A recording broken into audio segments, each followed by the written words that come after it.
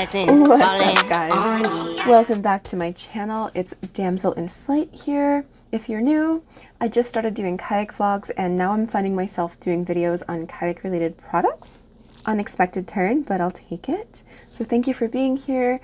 Hopefully you'll come back and hopefully you'll stay today. 2 weeks ago, I decided to get a new action camera.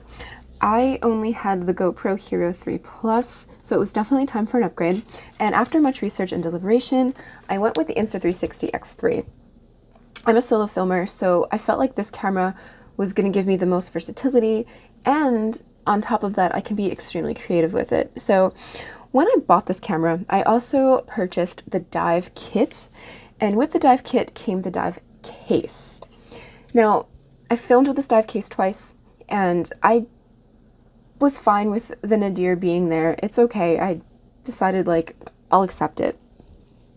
As I was editing those videos, Insta360 popped up a notification on the software, and they dropped an invisible dive case 2 weeks after me purchasing the other dive case. So I bought it because I could see the potential and the reasoning why you need an invisible dive case. Now I have 2 dive cases. Now that I have these cases, I thought that it would be pretty cool to go through with you guys the differences between them and maybe help you make the decision to get the dive case as well. So, pun intended, let's dive in. Now, if the activity that you see in the next few clips in this video look like fun to you, at the end of the video, I'm going to walk you through on how to get started safely. It's not an advertisement, it's just some suggestions because I really don't want anyone getting hurt. Sea kayaking is a lot of fun and I want more people to do it, but it does take some training. So please stay to the end and please kayak more. Okay, pun intended again, let's dive in. And back. So Insta360 eliminated the elephant in the room. I'm stating the obvious here, but the old case, you were able to see the nadir. It was that ellipse that you would see in your images that took up a lot of real estate and surrounded by a beautiful prism or rainbow. But they took that away and they made the case invisible. Now, aside from having an invisible dive case, there's some other little tiny improvements that they've made that I think is actually pretty cool, and I want to share them with you guys. For one, this case is a 2-piece case. This case is hinged at the top and is 1 piece. What this does is it eliminates you from losing part of your case and also possibly losing your camera. If you're on a boat and a boat wake comes or a swell comes in, you're trying to change out your battery.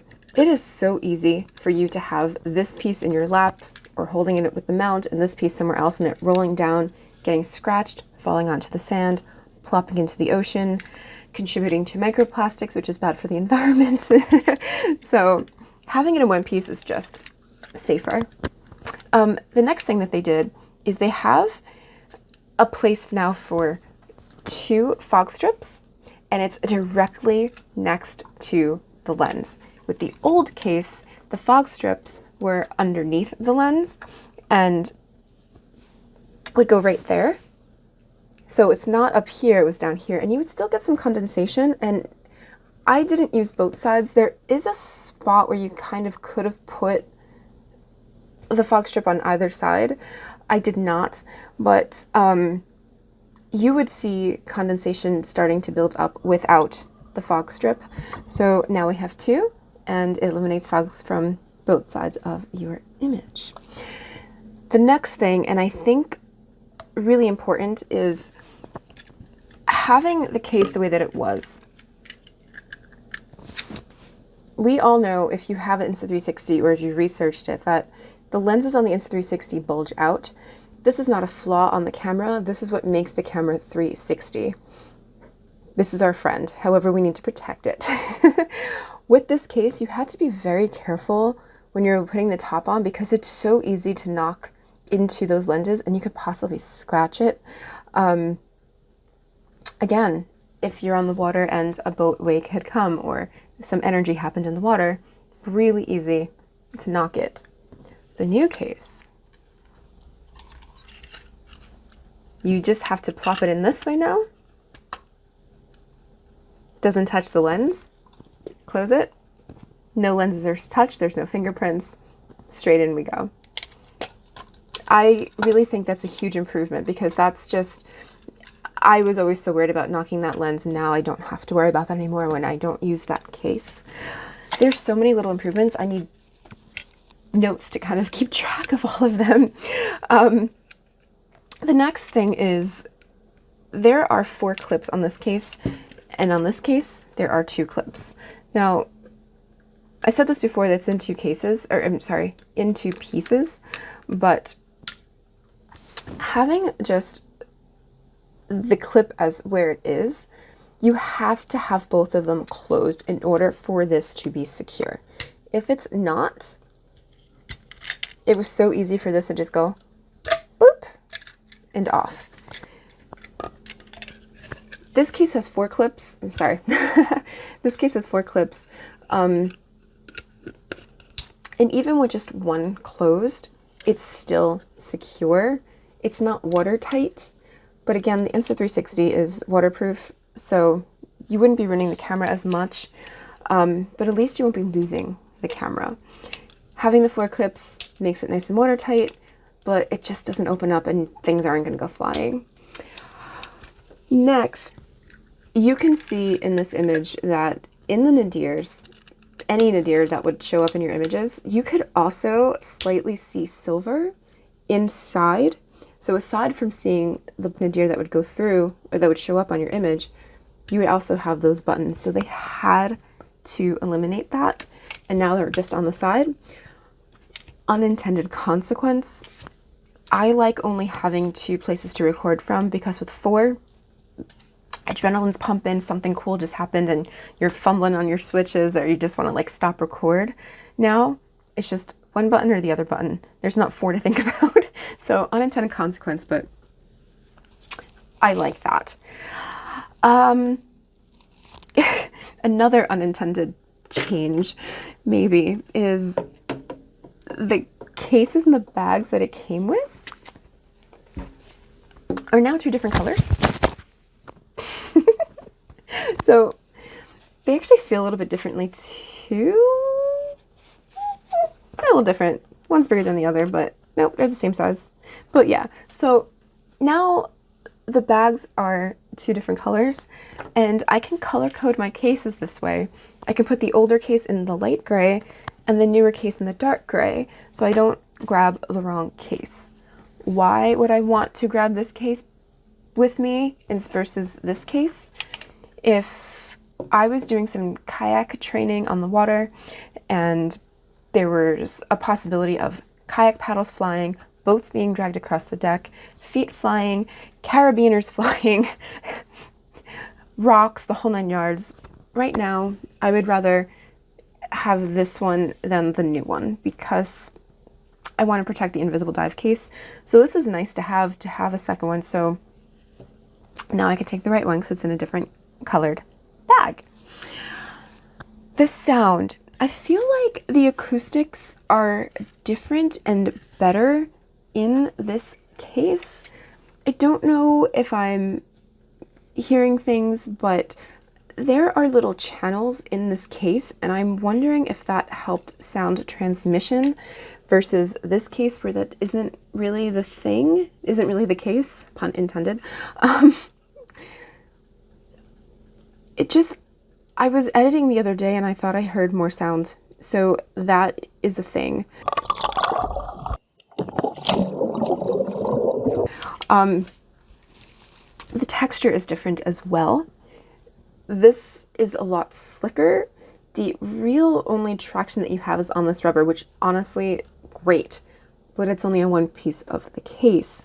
Whereas this case is not as slick.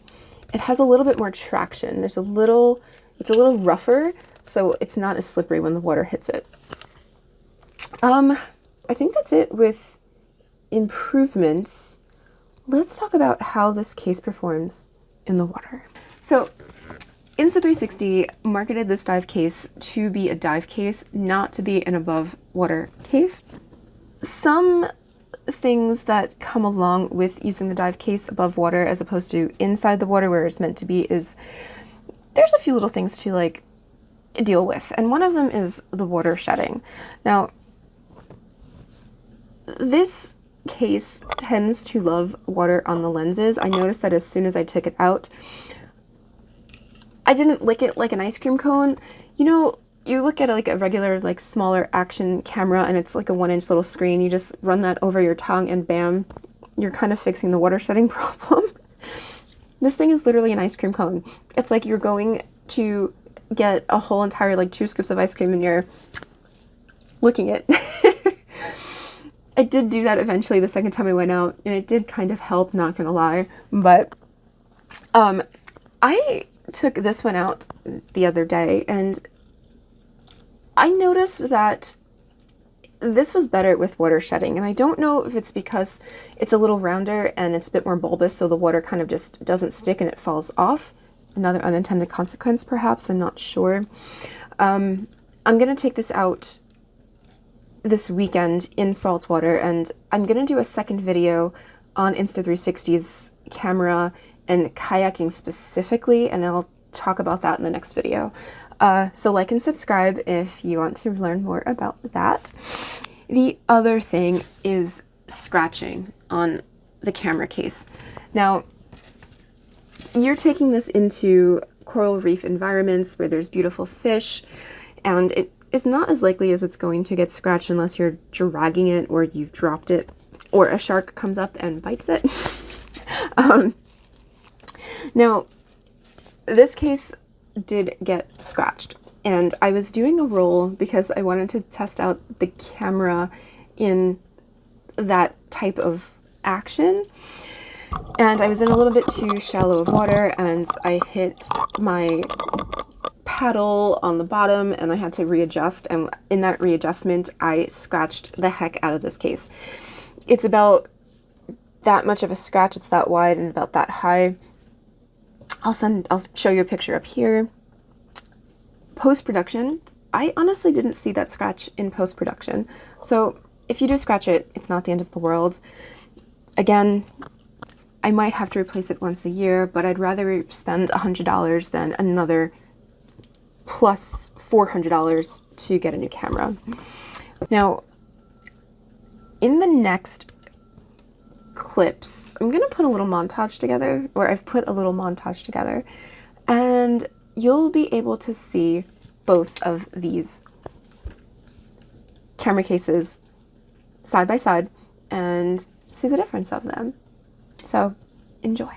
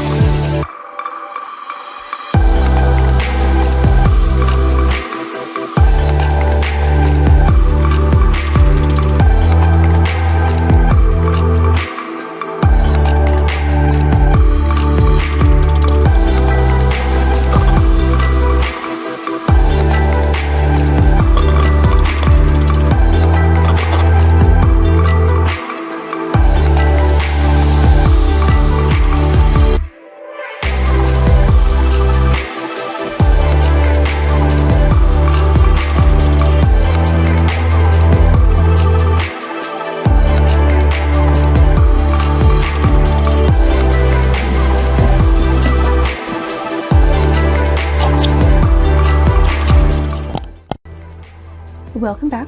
Hopefully you enjoyed that little montage and it was helpful, and you learned something from it. I can't say enough good things about this camera and this case. As you can tell, it is more than just a dive case for inside the water. It works outside of the water. You just have to deal with some little things here and there, but you're protecting the camera, which I've said before, it's great. Now there's a few little things that I want to caution you guys against. One, if you're a person with long fingernails, just be careful when you're opening and closing the case, because this goes horizontally and you can potentially clip this screen or the lens with your fingernail. So be careful of that. They didn't include a tether. Watch the color that you're choosing for a tether. The next video, I'm going to talk more about that. I used fishing line to see how that worked, and it kind of works, but again, I'll talk more about that in the next one. I wish the case was quick dry, and I'm nitpicking. It took a while for this to dry. I don't think it really makes too much of a difference. In a way, it might actually be good, because then the seawater, if that's what you're in, ocean water, it will take a longer time for it to crystallize, so you can soak your case and soak your camera, and then you're good to go. Also, it won't scratch because things aren't drying fast, and little whatever that's in there won't scratch your lens or your camera too, so maybe it's a good thing. And I wish that there was a really good, secure, waterproof mount of some sort. The one that I bought rusted really fast, like after the first time of using. It was a cheap one on Amazon, so that says that. So yeah, if there could be like a higher quality, like waterproof, like super stable, like suction cup, that would be awesome. Other than that, it's great. Now, I said I was going to help you guys if sea kayaking was something that you might be interested in. There are two associations that you could check out. One is the BCU, one is the ACA. They both certify instructors, and they also certify you on your personal skills. So check them out, they're great. I've gone through both of their training courses for different types of watercraft and different levels, and I learned a lot. I've met some great people, totally worth it. You can also go to your local kayak outfitter. They usually offer classes on boat maneuverability, on paddle strokes, on safety, on self-rescues, and also how to rescue a friend. Totally worth it taking 1 or 2 classes in person. If you want help finding something in your area, I could totally point you in the right direction. If you go to one of your kayak outfitters that doesn't offer those classes, I can almost guarantee that they will point you in the right direction as well. You can check out some online sea kayaking courses. You can check out other content creators. Yeah, just do it safely. I have over 10 years of experience. I practice all the time. I'm always looking to improve, and I'm always respecting the water that I'm in. I always tread cautiously because I know that the ocean is beautiful, but I also know that it is something to respect. With that being said, thank you guys for sticking through if you're still here and watching this video and coming along this journey with me. It's a new type of video that I've made, and it was a bit of a learning curve. So if there's any other improvements you think I could make, please comment below and let me know. Any positive reinforcement and feedback is welcome. So yeah, thank you. Wear a life jacket, keep the ocean clean, and enjoy life. I'll see you in the next one. Thank you guys. Ooh, that was good.